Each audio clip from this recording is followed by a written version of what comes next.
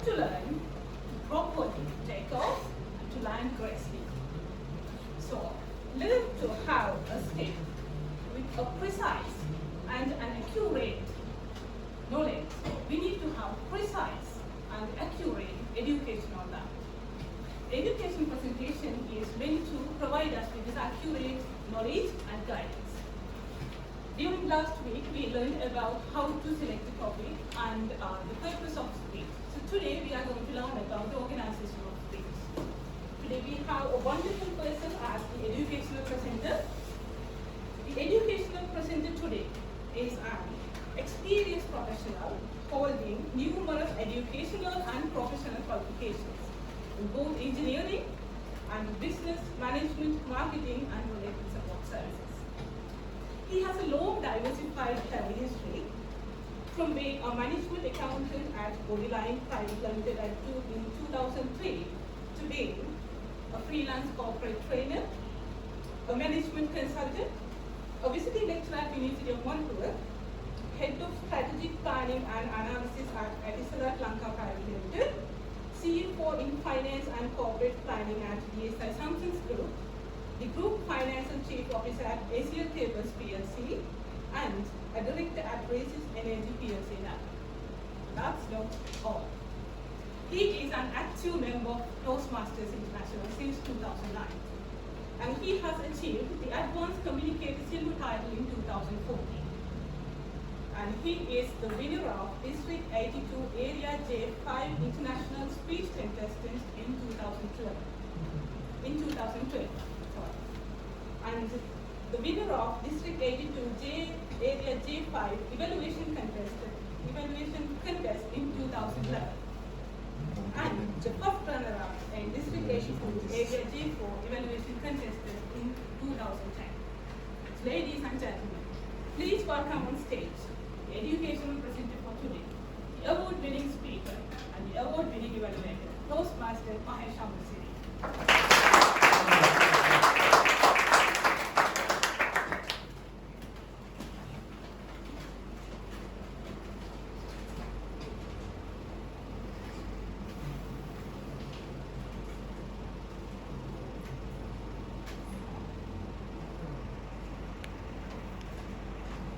Good evening, ladies and gentlemen. Thank you very much for the wonderful introduction. Even I have forgotten those details, the achievements in Toastmasters. Thank you very much for reminding me those. So we are here.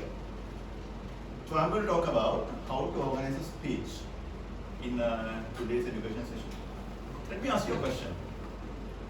When you get dressed up in the morning or in the evening to come to work or to come to this particular occasion, how do you do that? How do you go about it? What do you wear first? And what do you wear last? Yeah? You start with, you first wear the undergarments, then the outerwear, then the jewelry and the cosmetics, right? What if you do the other way around? What's going to happen? You wear your jewelry first, and then the outer garments and try to fit into innerwear. What's going to happen? Exactly. Right. So this is why you need to organize yourself. There's a structure for everything. And if you follow that particular structure, it will make your life easy. The speech is also like that. It has a structure. Like any other thing, it has a structure that we need to follow. If you follow that, our life will become easy. So for the listener, when you listen to organized speech, it will be easy for them to understand what's going on. Right?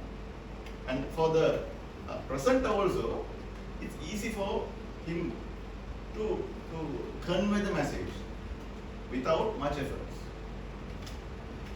So like any other thing, speech also has a structure that we need to follow. So if you look at the speech, there are three main components. Like opening, like the undergarments, then the body of the speech, which is the outerwear, and the conclusion, which is the cosmetics, the jewelry, and then the cosmetics. These are the three main areas of a speech. If you really look at the opening, takes care about 10% of your speech. Opening, the beginning, very beginning. Then And the body is about 80 to 85% of your speech, and finally the conclusion is the balance 10 to 15%. So that's how a structure works. Now, even though there is this structure, like we do our dressing, we first really worry about our outerwear, aren't we? We go and select the shirt or the trouser first. Then we use the cosmetics and the perfumes and the belts and the shoes subsequently. Even though there is a structure, when we design a speech, when we prepare a speech, we first worry about the body of the speech. And we deal with the opening and the conclusion later on. So let us think about the body of the speech. What is meant by the body of the speech? It's the main ingredient of your speech. Like a garment, it's the main ingredient, main outfit. Like a shirt and a trouser, when it comes to James, it's the main ingredient of your speech. So basically, usually, it has different components. So there's a main idea behind the speech. Now today, in this speech, my main idea is how do you organize a speech? Now, you can talk about many things. You can talk about energy crisis in Sri Lanka. That's the main theme. You can talk about road accidents in Sri Lanka. That's a theme. So you need to really think about what is the main theme and the main idea behind your speech.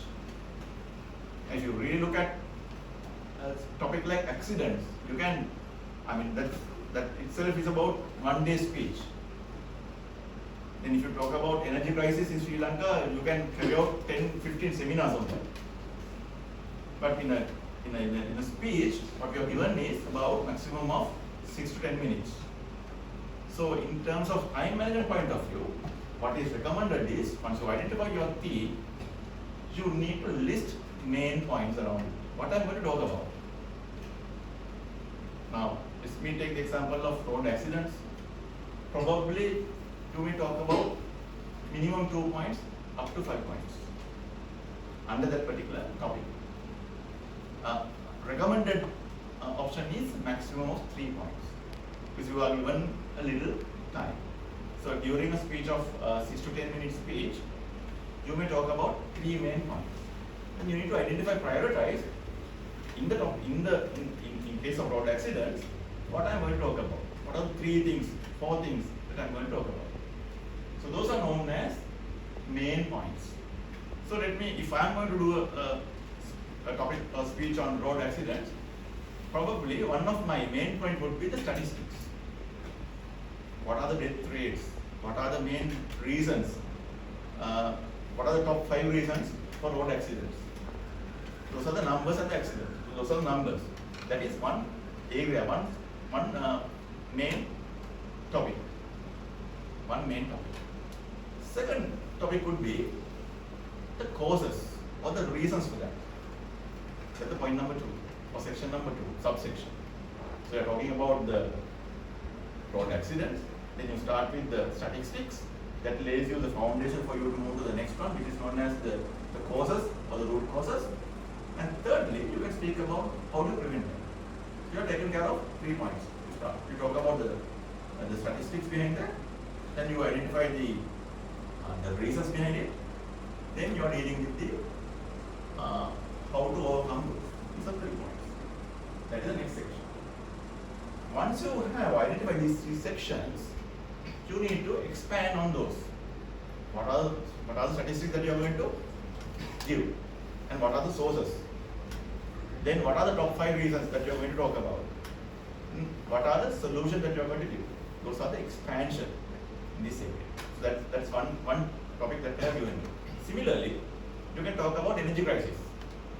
Then you can again start with the statistics, how we come to this particular situation, what are the root causes, next question. Probably the last one could be the solutions. So you can follow in the same manner. I have just given you 3 examples, but you may organize your speech like that. My recommendation is not to talk about 10 different items because you are given a limited time. Also, you at the end of the day, you are confusing the audience. Audience will be able to remember maximum 3 to 5 things. Once you do that, once you have the structure in place, now how do you arrange them in order? It's like what to wear first. Do you wear the shirt first or do you wear the trouser first? Right? You can arrange in a different ways. There are multiple ways of arranging that. One way to arrange that is chronological. Especially if you are doing now most of you are doing the icebreaker speech. So there you can talk about, you can arrange your speech in a chronological order. From your birth, from your school life, from your university life, from about your professional life, and what you are going to do in the future. That's, you go by the timeline. You go by timeline. That is one method. That's one way to arrange the speech. Another method is spatial. Okay, now, if I want to go from here to, let's say, General Hospital, how do you give the directions? If I want to find a way from this IESL to General Hospital, how do you find the directions? We can ask from Auntie Google. How does Auntie Google give us the instructions? They'll be asked you to go to the Siranagari Junction, turn left from there, go to Gorilla Junction, right? Take the second exit, go straight, go to Kunchikuradi Junction, turn left, and go to General Hospital. So how do they give this particular order? On a sequence. So you can also organize your speech on this particular sequential manner, one by one, order by order. So that's another method to deliver that spatial. Third one is the cost and the effect. Probably when you talk about the accidents, you can identify, okay, the cause of the accident is due to the poor road conditions. That's the cause.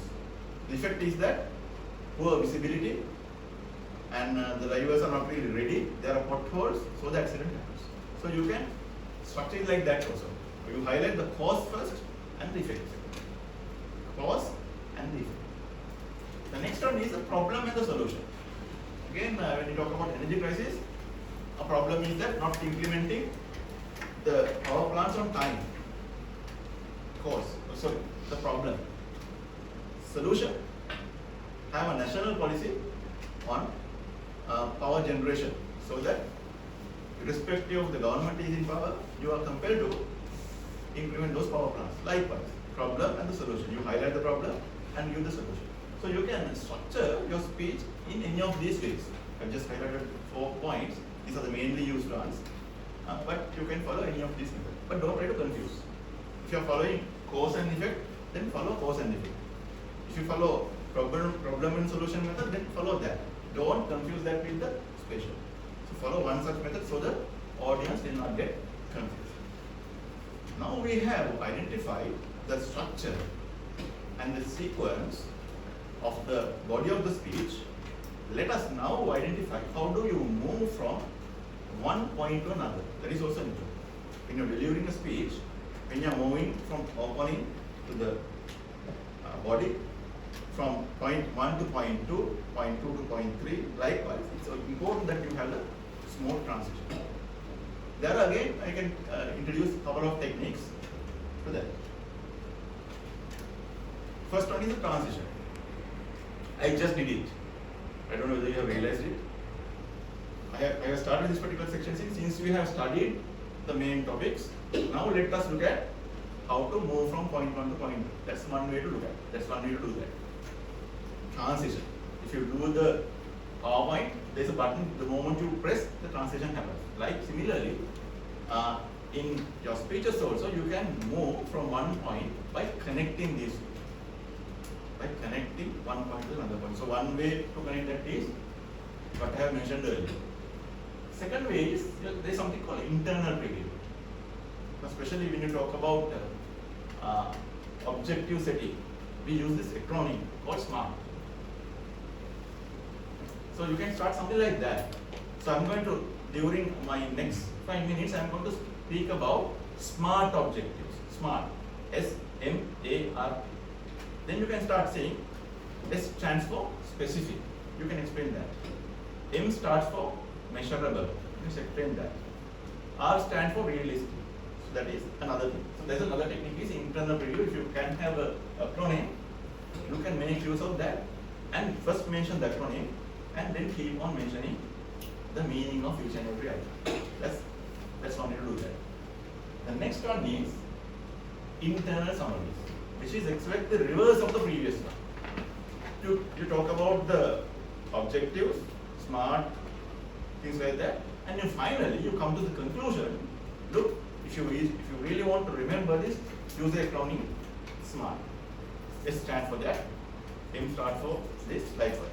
That's another way to explain this. Finally, you can have a signpost. Point number 1.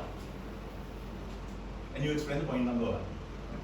You go to the other side of the stage, point number 2. You go to the other side of the stage, point number 3. Likewise. But remember, when you say point number 2, you cannot express like that. That is confusing the audience. You need to be really careful about your gestures and what you express. So remember, use the different side of the stage and use 1, 2, 3, 4. That is what is known as signpost. Because you are signaling the audience. This is point number 1. It's like a chapter in your book. Chapter 1, chapter 2, likewise. You basically you communicate the audience. That chapter is over. Now I am moving to the next chapter. So that is how you move from one point to another, from opening to the body to the conclusion. Now we are done with the body. Now we have chosen the shirt and the trousers. Now there are two more components that we need to deal with, which we did not discuss so far. Even though the speech starts with the opening, body and the conclusion, we have spoken only about the body of the speech. Now we need to worry about the opening and the conclusion. Why the opening is so important?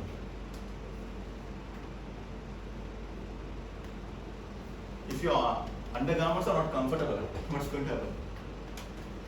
Whatever the expensive clothes that you have is in vain. You are not comfortable. So similarly, in a speech also, the first 10 to 15 seconds of the speech will determine the audience is going to listen to your speech or not.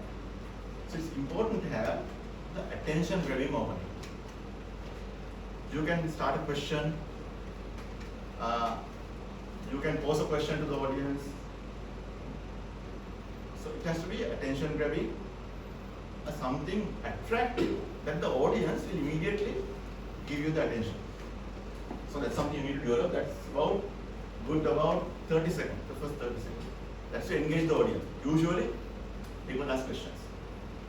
In order to do that. And also remember, it has to be fit into your body of the speech. If you are going to talk about energy crisis, or as my friend explained earlier at the very beginning, he said, how many of you had power cuts yesterday? That's a very good way of getting into the topic of energy crisis. When was the last time you met with an accident? That's another way to get into the topic of road accidents. So you can have an opening that fits into your topic. That is the opening. And the conclusion is also like your outerwear, the cosmetics, right? The shoes and your belts and the jewelry and the perfumes. That is conclusion. Because that is what the audience will remember. If you look at, it has to be strong enough. It has to be a strong one sentence or two sentences or expression that the audience will remember. Just if you listen to advertisements, at the end of the advertisement, there is something called call to action. Because the advertisers also want the listener to do something.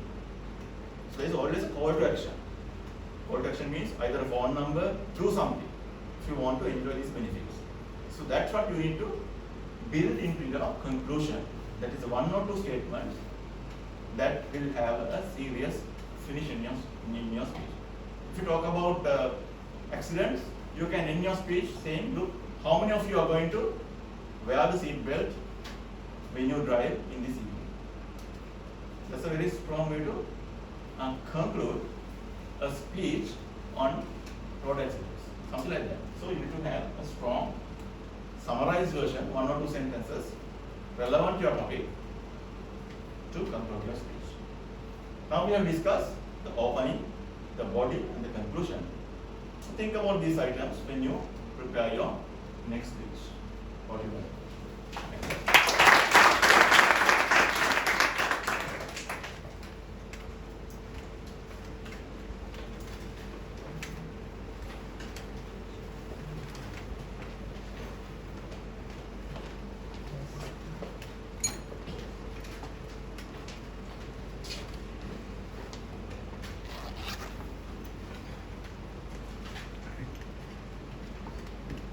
Knowledge and guidance, these are priceless in our future success. Thank you, Toastmaster Maheshwari, for providing us with priceless knowledge and guidance. With the work